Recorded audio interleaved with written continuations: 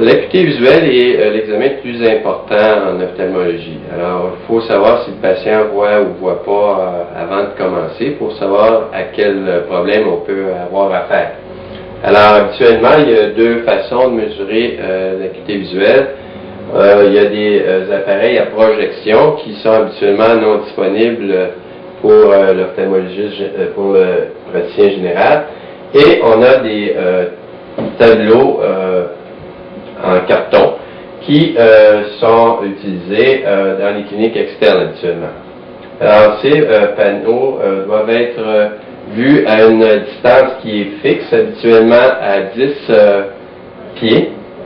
Et habituellement, il faut mettre sur le plancher une marque pour s'assurer que le patient soit à la bonne distance pour évaluer son acuité visuelle. Alors, si le patient se rapprochait du tableau, on aurait une meilleure acuité visuelle que le patient a réellement. Et s'il était plus loin, on aurait une sous-estimation de son acuité visuelle. Alors, il y a plusieurs types de tableaux pour mesurer l'acuité visuelle, mais en gros, ils ressemblent à ceci. Lorsqu'on mesure l'acuité visuelle, on peut, si le patient n'a pas de lunettes, on va le faire sans lunettes.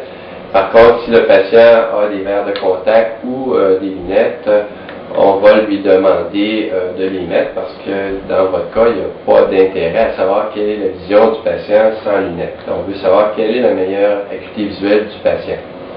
Alors, lorsqu'on fait ça, on va demander au patient de cacher un œil et puis il faut le mettre contre le nez et on fait lire les lettres du patient, au patient. Alors, on va enregistrer l'acuité visuelle à partir des dernières lettres que le patient aura lues. Et c'est bien important de surveiller le patient quand il fait son test, parce que très souvent, on est concentré sur les lettres qu'il est en train de lire, et puis le patient, tranquillement, il va tasser son cache et puis va regarder avec les deux yeux. Et à ce moment-là, vous allez avoir une acuité visuelle de 20-20, alors que ce patient-là est aveugle de cet œil-là. Alors, il faut toujours vérifier que le patient a bien caché son œil.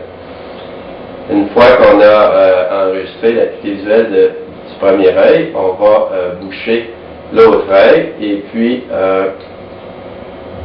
on vérifie son acuité visuelle. Dans certains cas, le patient va avoir une acuité visuelle qui n'est pas 100%, même avec ses lunettes. Et à ce moment-là, on va vérifier si, avec le trou sténopéique, l'acuité visuelle s'améliore. Le trou sténopéique, c'est tout simplement une cache avec des petits trous. Ça augmente la profondeur de champ que l'œil peut voir et ceci va améliorer l'acuité visuelle du patient. Alors, on va cacher encore ton œil gauche et puis tu regardes avec les trous. Alors, très souvent, si le patient n'a pas une grosse erreur de réfraction et qui a une acuité visuelle normale, va réussir à avoir une acuité visuelle de 20-20 avec ce trou-là. Si le patient est très myope, on peut peut-être avoir une acuité visuelle un peu moindre à 20-40 avec le trou sténopéique. Surtout si le patient, lors d'un accident automobile, a brisé ses lunettes et que là, vous faites l'examen sans les lunettes, juste avec le trou sténopéique. Alors, ici. Est-ce que je l'ai vu? Ouais. Alors, lorsqu'on a évalué l'acuité visuelle avec les lunettes, on va l'enregistrer comme avec correction, soit CC, comme correction. Et si on a fait notre évaluation de l'acuité visuelle sans lunettes, on va enregistrer notre acuité visuelle une incorrection. Et si on a utilisé le trou sténopéique, à ce moment-là, on va enregistrer notre acuité visuelle avec TS, trou sténopéique. Lorsqu'on mesure l'acuité visuelle, on a des lettres de plus en plus grosses qui vont jusqu'à 2400. Alors, ce que ça veut dire, 2400, c'est un patient qui voit à 20 pieds, ce qu'une personne normale voit à 400 pieds. Alors, on a des lettres qui deviennent de plus en plus petites.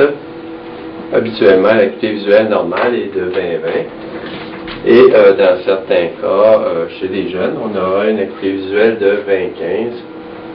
Alors, quelqu'un qui voit à 20 pieds, ce qu'une personne normale voit à 15 pieds. Alors, lorsqu'on fait l'acuité visuelle, on fait lire les lettres et on enregistre la ligne où le patient a vu les lettres pour la dernière fois. Alors, on les enregistre à 20 ou 20-25, etc. Lorsque le patient ne peut voir la plus grosse lettre à 20-400, on va voir s'il peut compter nos doigts. Alors, vois-tu mon doigt? Oui. Combien? Un doigt. 5. Alors, on va reculer nos doigts maintenant pour voir si elle les voit encore. 1. 5. Et on va enregistrer qu'elle peut voir les doigts, compte les doigts, CLD, à, par exemple, 6 pieds. Si le patient ne réussit pas à voir nos doigts, on va lui demander si elle voit passer notre main. Alors, à ce moment-là, si la patiente voit passer notre main, on appelle ça mouvement de la main. MM comme enregistrement. Et si le patient ne réussit pas à voir notre main, on va lui demander de voir si elle voit la lumière. Alors ici, elle voit la lumière, on enregistrerait ça PL. Et puis si le patient est vraiment aveugle et puis qu'il ne voit pas la lumière, on enregistre ça à 0 PL.